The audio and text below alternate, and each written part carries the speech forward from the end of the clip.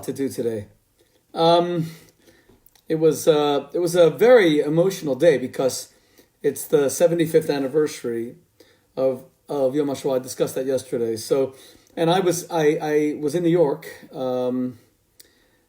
Gosh, a lot of people not wearing masks when they're supposed to. Now it's a regulation. I was really surprised, and the whole day was rainy and ugly, and then suddenly the sun came out and it was beautiful.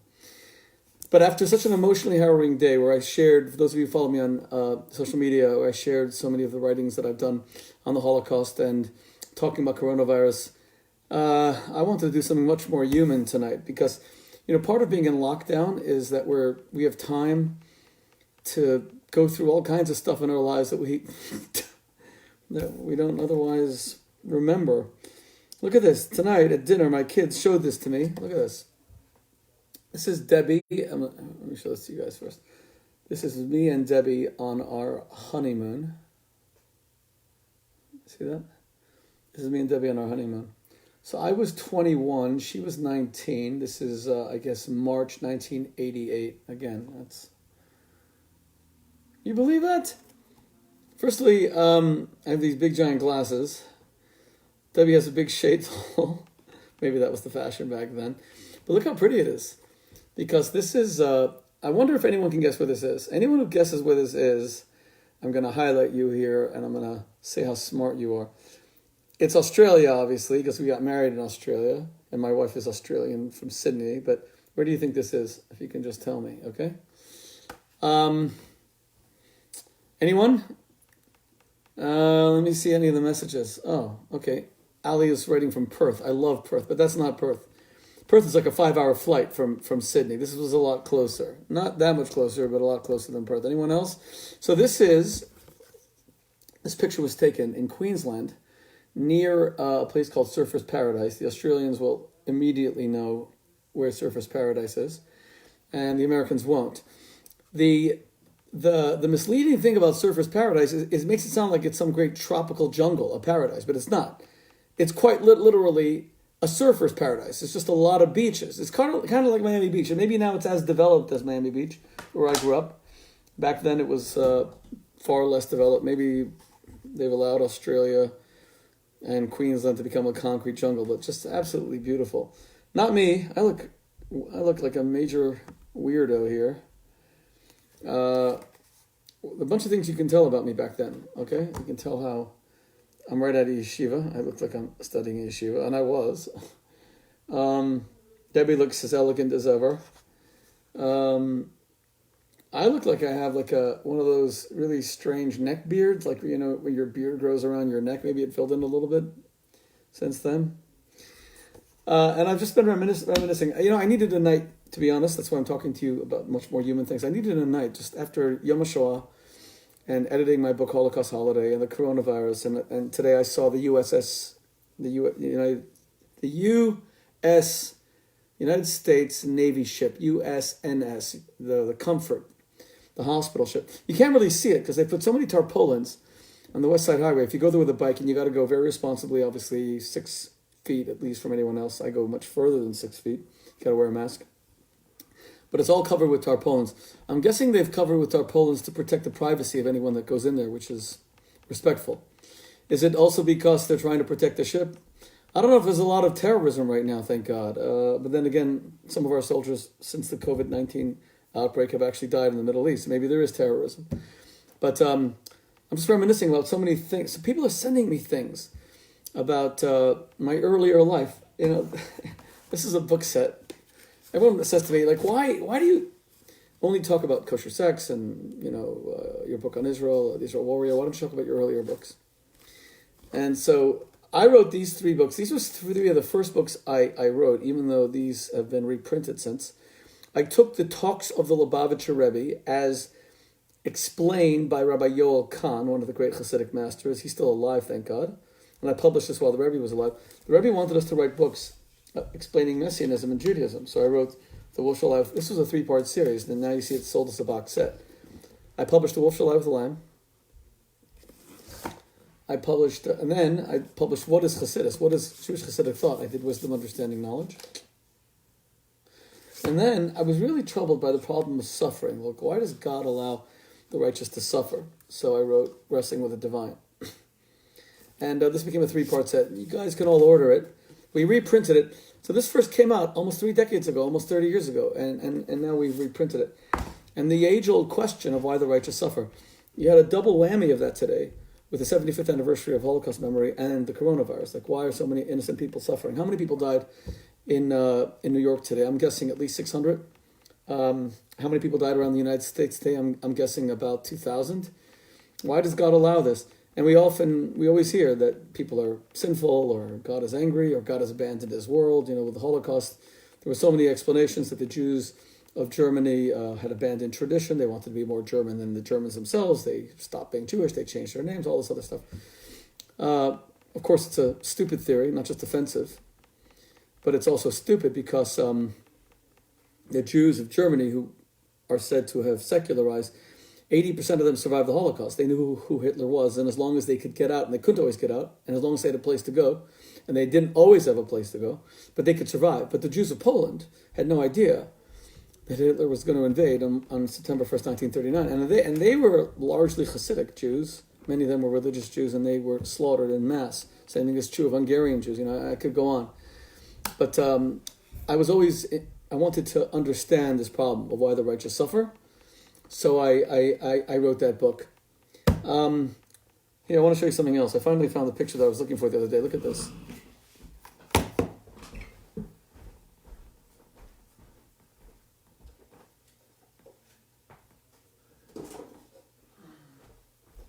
Here we are reminiscing about the past. Look at this stuff. This stuff's amazing. This is a picture of me and the Lubavitcher Rebbe. So I think I'm guessing that I was maybe 12 there, 11 or 12. I know all the people in the picture. There's the Rebbe. And this took place on a Saturday night. No, it wasn't necessarily a Saturday night. It took place at the end of the Jewish festival, I think of Sukkot it was. And the Rebbe used to give out wine. They called it kosher bracha, a cup of blessing, because he would take some wine and he would pour it. But look at my gaze at the Rebbe. Pretty remarkable, huh? For those of you over here who want to see it, look at my gaze at the Rebbe. People are asking me when I'm next doing a Zoom. I want to do a Zoom tomorrow where you guys can ask me questions, God willing. That's an amazing picture, and the Rebbe would become, of course, my mentor, spiritual light guide. And it was the Rebbe's birthday just 2 weeks ago, the 118th birthday. Now look at this. Ambassador Ron Dermer sent me this picture. So Ambassador Dermer, and I are good friends, thank God. He was my student. He remains my dear friend. He's one of the great servants of the Jewish people. I have the deepest love for him. So when he this is either his graduation or the day he completed his tests. In Oxford, the day you complete your test is a big deal, your exams, because you're tested like on 2 years of work, a year of work. So a lot of pressure. So I met them at a pub. So here's Ambassador Dermer. So this is a really interesting picture. And Ron sent this to me recently. There's Ambassador Ron Dermer, today Israel's ambassador to the United States. There's me. I used to wear suits in the UK almost every day. Isn't that weird? I mean, I was a rabbi to students. Why was I wearing suits every day? And this is Dominic Raab, and he is today the foreign minister of the United Kingdom. He's actually running the government now that Boris Johnson is in recuperation from COVID-19. So again, and Ron, when Dominic Raab became foreign minister, so Ron sent me this picture. He said, do you remember this? We all went out for a drink because Dominic and Ron were good friends. Incredible picture. You guys should take a look at that as well. Ambassador Ron Dermer, standing next to him. We're saying l'chaim for the completion of their, and quite amazing. Now, what am I drinking there? Remember the days when we could just go get a beer? Remember the days when just going to get a beer was not a big deal? And now it would be such a big deal? Oh my God, the simple pleasures of life. This picture I showed, there's no rhyme or reason to these pictures. These are pictures that were lying around that I happened to notice recently, or they're pictures that my kids dug up, like this one that I just showed you about me and Debbie on our honeymoon in Queensland, Australia. But this one's very meaningful to me. This isn't that long ago. This is let's see, 7 years ago, 8 years ago. So I'm dancing. That's my father right there. My father right now is very ill in the hospital. He, thank God, does not have the coronavirus, although being in the hospital, God forbid, that could change. We can't visit him, both to protect the patients and the hospitals are on lockdown. But here I am dancing with my father at my first child's wedding, at Mushki's wedding, my daughter Mushki's wedding. Let's take a look at that. Pretty amazing. Maybe that's even 9 years ago now. Okay, so I miss my father very much. And you could see so many friends who were there. Wow, powerful picture. I wonder if you guys are catching up with old memories and just the small pleasures that we used to have in life of just going out for a beer with friends, or we could still take walks until they lock us in our homes. Maybe that day's coming pretty quickly. It's already happened in a bunch of places. I do love being with my family, don't get me wrong. That part I love. We have dinner together every night. I love that part. I love studying Torah with them. My daughter, our youngest, it's hard to believe, our youngest, Chetziba, is now preparing for her bat mitzvah. And we had the whole bat mitzvah planned. We were going to go to Israel like we did for David Chaim's bar mitzvah, Yosef's bar mitzvah. Now we just don't know. We don't know where we're going to do it. So we're not even making plans, because what's the point of making plans? It'll probably be broken. Her bat mitzvah, her birthday is the 3rd of July. That's her secular birthday. She'll turn 12. Where's the world going to be in July? We don't know. Will we be able to travel to Israel? No, we don't know. We pray that this disgusting coronavirus will end. But none of us know. But what we can prepare with Chetziba is Torah study. So I study the book of Ruth with her. We just started. And I want to actually include you guys. Chetziba was okay with it. I asked her. We'll see what she says. If she's okay with my broadcasting our classes on the Book of Ruth, because the Book of Ruth is read on Shavuot, the Jewish festival. Christians call it Pentecost, we Jews call it Shavuot, which means weeks, but it's the time that God gave the Torah on Mount Sinai, and we got the Ten Commandments. So the Book of Ruth is read then, and I want Chetziba to read it for her bat mitzvah and to know it and to understand it. So we're studying it. I might include you in those classes. I'm going to read some of your comments. You can see I'm in a reflective mood tonight because just too much bad news. The reminiscences of the Holocaust really got to me, Yom HaShoah, because of how much I've invested myself in Holocaust memory over the past few years and all the trips that I did to these horrible places, including to Auschwitz just 2 months ago, on the 27th of January for the 75th anniversary. I see my friend Eddie is watching. How's it going, Eddie? People are saying hello. I appreciate that. Hi from Sydney. Great. Oh my gosh, people are writing from Sydney. I miss Sydney so much. My gosh. In lockdown where none of us are traveling, I think about all the beautiful places that I've seen in my life that I've traveled to.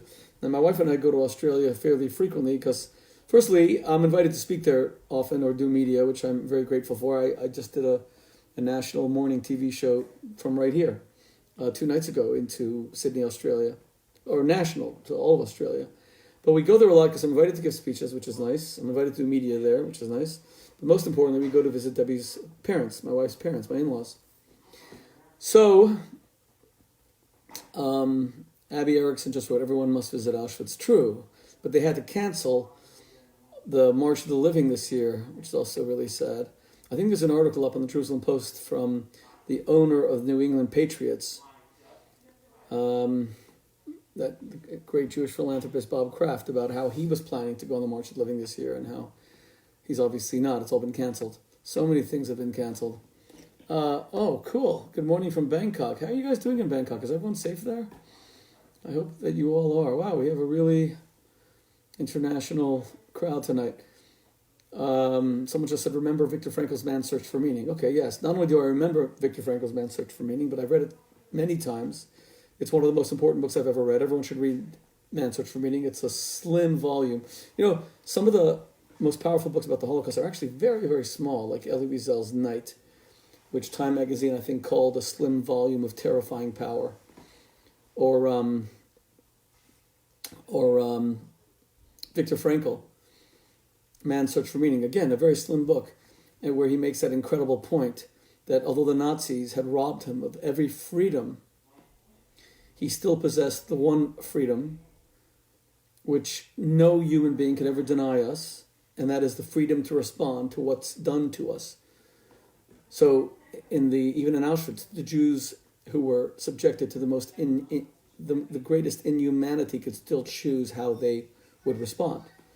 The Nazis, Frankl says, in my telling of it, Frankl says, the Nazis robbed the Jews of their humanity by stamping animal brands on them, branding them like animals with numbers. They robbed them of their freedom by incarcerating them behind barbed wire and electric fences. They robbed them of their hope by slaughtering their families. They robbed them of their basic dignity by forcing them to live like animals and defecate into buckets. But there was still one freedom, Viktor Frankl says, that the Nazis could never take from the Jews, and that was the freedom as to how they would respond to what the Nazis were doing to them. They could still preserve their humanity. He tells stories there of people who were starving, but would still share their bread with people who were starving even more. That's an incredible human capacity. I said yesterday, the difference, of course, is I don't like the comparisons between the coronavirus and the Holocaust, and I spent the past 24 hours through many of these broadcasts repudiating them. But one of the biggest differences, of course, is that coronavirus it's a disgusting pathogen that has no desire other than to survive and to spread.